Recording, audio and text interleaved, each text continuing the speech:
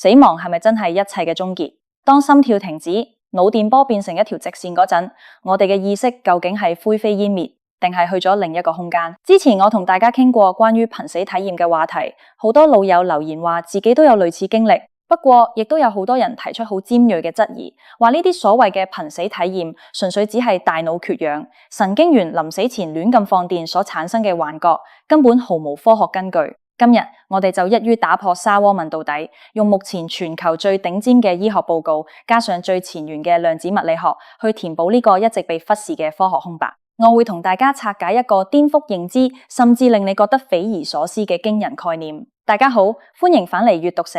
今日要同大家深度拆解嘅呢本書叫做《死亡不存在》。喺入正題之前，一定要同大家隆重介紹下呢本書嘅作者田坂廣治。點解要特別提佢？因為佢嗰份超班嘅硬科學履歷，正正就係擊碎一切迷信同質疑嘅最強武器。田坂廣治絕對唔係普通嘅暢銷書作家，亦都唔係咩宗教界人士。佢係日本最高學府東京大學嘅核子工程學博士，曾經擔任過日本內閣官房參與特別顧問。佢係一位受過極度嚴謹科學訓練，喺頂尖學術界擁有極高地位嘅權威學者。佢原本同絕大多數傳統科學家一樣，係一個徹頭徹尾嘅唯物主義者，堅信意識只係大腦嘅附屬產物，人死如燈滅，乜都唔會留低。但係面對臨床上越嚟越多傳統科學解釋唔到嘅真實病例，以及量子力學近10年嚟嘅最新發展，佢決定放低學術界嘅偏見，用最客觀嘅數據去尋找真相。結果經過多年嘅深入研究，連佢自己本身嘅固有觀念都被徹底打破。最後佢寫咗呢本震驚整個學界嘅作品出嚟。為了真正解答大家對於幻覺論嘅質疑，今日呢條片我會將書入面大量嘅醫學鐵證同深奧嘅物理概念轉化成最淺白易明嘅講法，一次過同大家講解清楚。準備好顛覆你嘅世界觀未？我哋馬上開始。傳統嘅唯物主義科學一直以嚟都有一個根深蒂固嘅假設，就係意識係由大腦衍生出嚟嘅，就好似肝臟會分泌膽汁、胃部會分泌胃酸一樣，大腦神經元互相放電就分泌出意識。所以順理成章咁推論，當一個人心跳停止、大腦缺氧死亡，意識自然就會跟住灰飛煙滅。呢個亦都係一直以嚟幻覺論嘅最強基礎。但係現代腦神經科學其實一直面臨緊一個極其棘手嘅難題，學術界稱之為意識嘅艱難問題。科學家雖然可以透過最先進嘅功能性磁力共振，睇到你思考嗰陣大腦邊個區域着咗燈，但佢哋從來都解釋唔到一堆純粹嘅化學同電氣反應係點樣無端端轉化成你有血有肉、會痛會笑嘅主觀感受。死亡不存在入面提出咗一個直擊靈魂嘅核心比喻，就係大腦根本製造唔出意識，大腦其實只係一部電視機，又或者係一部無線網絡接收器，而你嘅意識或者你所講嘅靈魂根本就係周圍都有嘅量子信號。大家試下回想，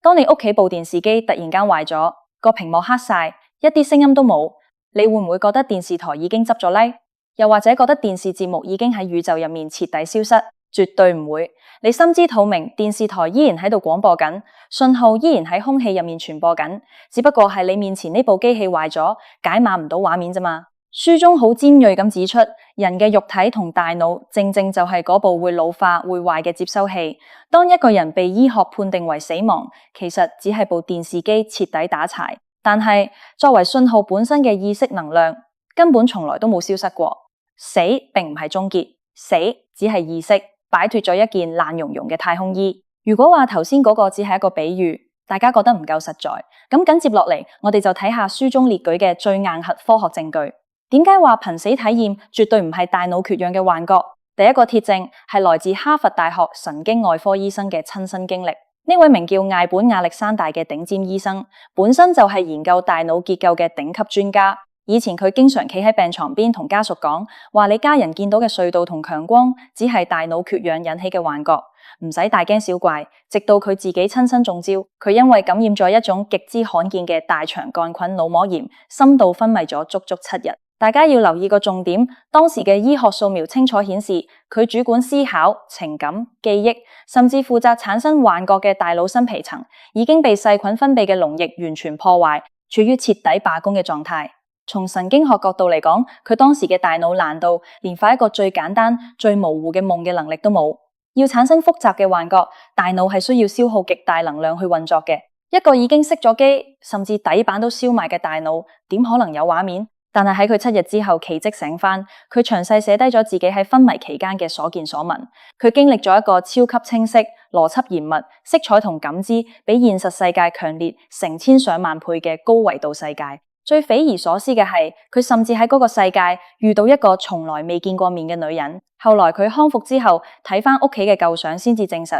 嗰個女人竟然係佢親生父母喺佢出世之前就已經過世嘅親家姐。試問一個連幻覺製造機都已經破壞晒嘅人，係點樣可以經歷比超高清 4K 畫面還要清晰，還要符合現實邏輯嘅體驗呢？唯一講得通嘅科學解釋就係意識根本唔使靠大腦運作。第二個鐵證係關於真實性瀕死體驗嘅上帝視覺客觀驗證。如果幻覺純粹係大腦自己作出嚟，咁幻覺入面嘅事物應該係毫無邏輯、純屬主觀，甚至係天馬行空㗎。但係醫學界其實記錄咗大量叫做真實性瀕死體驗嘅案例。荷蘭心臟病權威醫生曾經喺全球最頂級、審查極度嚴格嘅醫學期刊《刺針》入面發表過一項大規模前瞻性研究，裏面詳細記錄咗一個非常經典嘅案例。有個病人因為心臟病發，深度昏迷，被緊急送入急診室。當時當值嘅護士為了幫佢插喉，將佢口入面副假牙除落嚟，隨手塞入急救車一個極之唔起眼嘅櫃桶入面。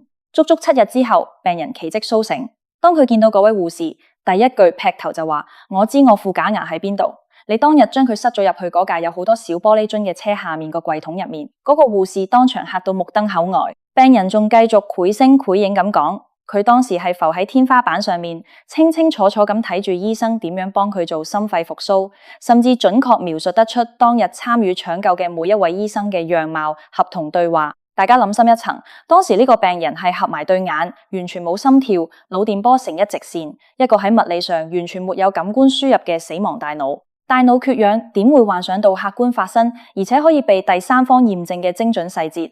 唯一解釋，因為佢嘅意識當時已經以上帝視覺完全離開咗肉體。聽到呢度，你可能心入面會爆出個極大嘅疑問。好啦，就算意識唔喺大腦入面，咁佢到底係咩質地？點解我哋平時睇唔到、摸唔到？呢個時候最尖端嘅量子物理學就要正式出場。書入面借用咗知名科學家羅拔蘭扎提出嘅生物中心主義。傳統科學界一直認為宇宙大爆炸之後有咗物質，物質慢慢演化出地球，演化出生命，最後生物嘅大腦產生咗意識，即係話物質決定意識。宇宙本身係一個客觀存在嘅死物，但係量子物理學最出名嘅雙縫實驗就徹底打破咗呢個根深蒂固嘅觀念。無數次嘅精密實驗證明，喺微觀嘅量子世界入面，粒子平時只係一種模糊嘅概率波，佢可以同時存在喺任何地方。但係當有一個觀察者，亦即係有意識去測量佢嗰一瞬間，波函數就會瞬間坍塌，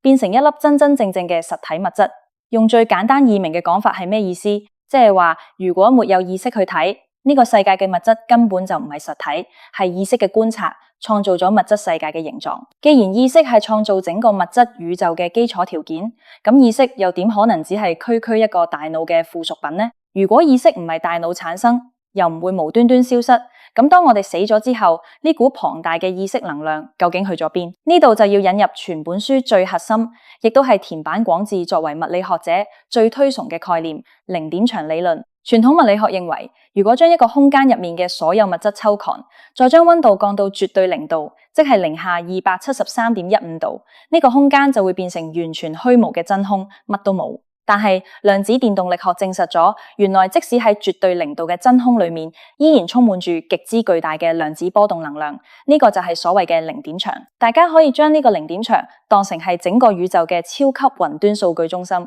田坂廣志指出，宇宙誕生以嚟發生過嘅一切事情，每一種物質嘅波動，甚至你腦海入面閃過嘅每一個念頭、每一種情緒，全部都會轉化成全息量子資訊，被永久完整地記錄喺呢個無處不在嘅零點場裏面。當我哋生存在世上嘅時候，大腦就好似一部連線緊嘅終端機，喺零點場裏面不斷下載緊屬於你嘅個人數據，同埋處理緊周圍嘅環境資訊。而當我哋面臨死亡，肉體呢部機器雖然徹底報廢咗，但我哋嘅意識數據就會完整無缺咁上傳同回歸到零點場，與整個宇宙嘅終極智慧融為一體。歷史上有好多頂尖嘅天才，科學家、音樂家，例如愛迪生、莫扎特，佢哋成日都會有突然爆發嘅靈感。好多時候佢哋自己都講，唔知點解個腦突然叮一聲，所有旋律同發明細節就走晒出嚟。其實就係佢哋大腦嘅腦電波頻率喺某一個瞬間偶然同零點場接通咗，直接喺呢個浩瀚嘅宇宙資料庫入面下載咗靈感。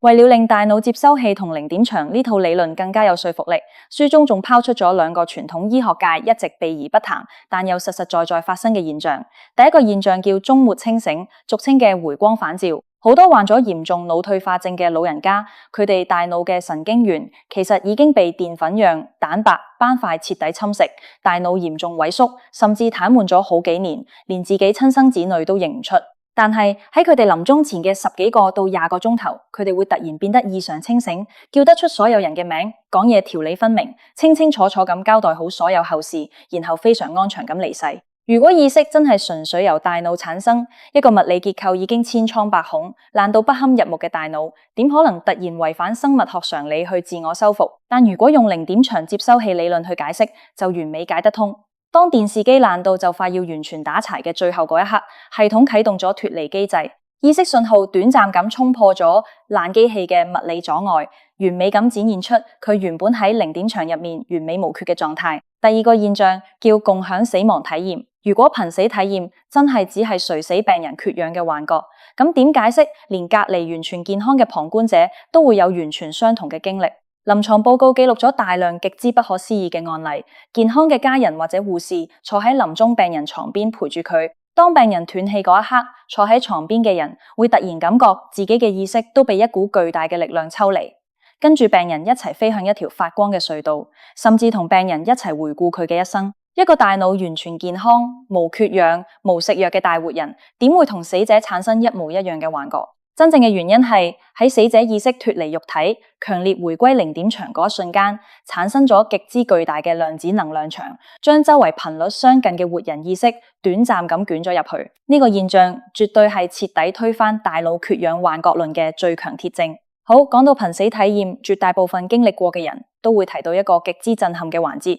就係人生走馬燈。結合剛才講嘅零點場理論，呢個走馬燈絕對唔係好似平時睇戲咁簡單。佢係一種超級沉浸式嘅全息量子回放，因為你人生經歷過嘅每一分、每一秒，甚至每一個起心動念，已經被永久記錄喺零點場入面。喺死亡之後嘅回顧入面，你唔單止會用自己嘅視覺去重溫每一秒鐘，你仲會瞬間100%咁轉移視覺，親身體驗到當時被你影響過嘅人嘅真實感受。舉個最貼地嘅例子，如果你細個嗰陣為咗貪玩，偷偷地攞咗同學支筆，搞到佢被老師瘋狂痛罵。喺走馬燈入面，你唔單止會睇到自己偷筆嗰個動作，你仲會直接變成嗰個同學，親身感受到佢當時個心有幾無助，有幾恐懼，有幾委屈。如果你曾經對父母發大脾氣，講咗一句極之難聽嘅說話，你會親自感受到嗰句話就好似一把生鏽嘅刀一樣，刺入佢哋心入面那種赤裸裸、撕心裂肺嘅痛楚，你會完全承受一次。反過嚟講，如果你喺搭地鐵嗰陣，無意中幫過一個陌生人擋住對門，或者對一個倒霉嘅侍應講過一句安慰嘅說話，你亦都會感受到佢心入面湧起嗰股強大嘅溫暖同感激。點解會咁神奇？因為喺零點場嘅量子維度入面，萬物都係量子糾纏嘅，根本就冇你同我嘅分別，所有意識本來就係一體。你對其他人做過嘅任何事，釋放出去嘅所有善意同惡意，最終都會毫無保留，連本帶利咁反彈翻落你自己嘅意識本體身上。呢個科學解釋完美呼應咗東方哲學一直強調嘅因果報應。原來根本唔係有一個高高在上嘅神明喺度審判你，而係宇宙物理法則嘅自然回歸。你自己正正就係你自己最嚴厲嘅裁判。聽到呢度，大家心入面一定會有個極大嘅疑問：既然人係唔會死嘅，意識最終都會回歸零點場，咁舒服，咁無憂無慮，咁點解我哋仲要被塞入呢個極之脆弱，又會病又會痛嘅肉體裏面？點解宇宙要設計生老病死呢啲衰嘢去折磨我哋呢？書入面提出咗一個極之有啟發性，甚至同馬斯克一直推崇嘅模擬宇宙論不謀而合嘅想法。原來地球其實係一個超級沉浸式嘅虛擬實境遊戲，而我哋每一個都係主動排隊買飛，自願選擇入嚟玩嘅高級玩家。大家試下諗深一層，點解我哋咁中意玩嗰啲超高難度嘅單機大作？如果一開局你已經係滿級神裝、無敵狀態、打怪唔扣血、行路識飛，呢個遊戲你會玩得幾耐？包保你玩10分鐘就會覺得悶到抽筋，直接熄機放棄。因為冇挑戰就冇體驗，冇失去就唔識珍惜，冇痛苦就感受唔到快樂有幾珍貴。喺意識嘅原始狀態，即係零點場維度，一切都係永恆嘅，充滿無條件嘅愛同光明。但正正因為太完美，意識根本冇辦法得到任何成長。你喺理論上可能好清楚乜嘢叫做勇敢，但係一個根本冇危險嘅世界，你連展現勇敢嘅機會都冇。你可能知道乜嘢叫做寬恕，但從來都冇人傷害過你，你又點學識寬恕呢？所以我哋嘅意識集體選擇咗戴上肉體呢副極之重裝嘅虛擬眼鏡，登入咗地球呢個難度極高嘅伺服器。為了令遊戲超級逼真，充滿沉浸感，登入嗰一刻，系統強制洗走咗我哋所有前世同高維嘅記憶，令我哋以為自己真係呢個受苦受難嘅角色，以為遊戲一結束，一死亡就係一切嘅終結。正因為有死亡呢個無情嘅倒數計時器，我哋嘅人生先至有張力。每一次跌低受傷嘅痛楚，每一次生離死別流嘅眼淚，每一次跌落谷底再爬起身嘅勇氣，喺呢個三維世界入面都被無限放大。我哋嚟地球絕對唔係為咗受苦，而係為咗體驗，為咗學習，同埋為咗靈魂升級。每一次你咬緊牙關克服恐懼，每一次你選擇原諒傷害你嘅人，每一次你喺極度絕望之中依然選擇保持善良，你嘅意識頻率就會向上提升。當你呢一局遊戲終於打完，肉身停工，經歷所謂嘅死亡，你就會脫下嗰副虛擬眼鏡，深呼吸一口氣，講一句：哇，呢個機真係超級難打，但我真係學到好多嘢。然後你就會帶着升級咗嘅意識，回歸本源，向死而生。講到呢度，我哋已經將死亡不存在最核心嘅科學證據同哲學思考全部拆解完畢。如果我們真係由心底裏面接納咗呢套宏大嘅世界觀，我哋嘅人生究竟會有咩徹底嘅改變呢？第一，徹底放下對死亡嘅恐懼。當你知道死亡只係一道門、一次轉機、一場登出，你嘅記憶、你嘅愛、你嘅本質一點一滴都冇減少到，你對未知嘅焦慮就會大幅降低。面對摯愛嘅離世，雖然情感上依然會極之唔捨得，但你心底裏會多一份平靜嘅釋懷，因為你知道大家只係暫時喺唔同嘅伺服器度掛緊機，總有一日大家一定會喺更高嘅維度再次重聚。第二，用玩家視角降維打擊生活嘅苦難，出嚟做嘢遇到極品老闆，遇到伴侶一腳踏幾船，生意失敗、破產，被人呃晒啲錢，甚至生重病。如果你覺得呢啲就係人生嘅終點，你一定會被壓垮，會覺得極之痛苦。但如果瞬間切換成玩家視角，你會發現呢啲全部都只係遊戲派俾你嘅大 boss 關卡，佢哋嘅出現純粹係為了逼你學識獨立，學識強大，學識放低。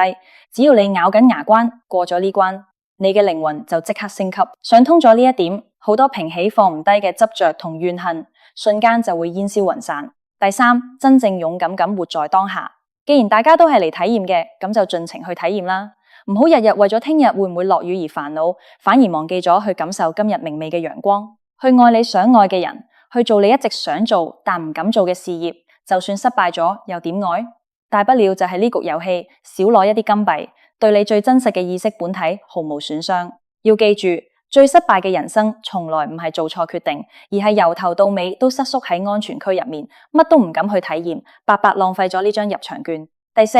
你會發覺人類其實比我哋想象中偉大得多。我哋唔係宇宙入面微不足道嘅一粒微塵，我哋每個人嘅意識都同整個宇宙嘅浩瀚能量緊密相連。第五，生命亦都比我哋肉眼睇到嘅深奧得多。死亡從來都唔係生命嘅對立面，就好似毛毛蟲變成蝴蝶一樣。毛毛蟲嘅物理階段雖然死咗，但蝴蝶絢爛嘅生命其實先至啱啱開始。如果你覺得今日呢條片對你有啟發，甚至幫你解開咗心入面某啲對於生離死別、對於人生挫折嘅死結，建議你俾個讚，將佢分享俾身邊可能正處於人生低谷，或者對未來感到迷茫同恐懼嘅朋友睇睇。最後，我想喺留言區問下大家，既然你依家知道死係唔存在嘅，你嘅人生只係一場為了體驗而嚟嘅遊戲，咁你聽日瞓醒之後，最想鼓起勇氣去付諸行動嘅第一件事，又係咩呢？如果你中意我嘅內容，可以訂閱我。我哋下期繼續為大家深度拆解好書。拜拜。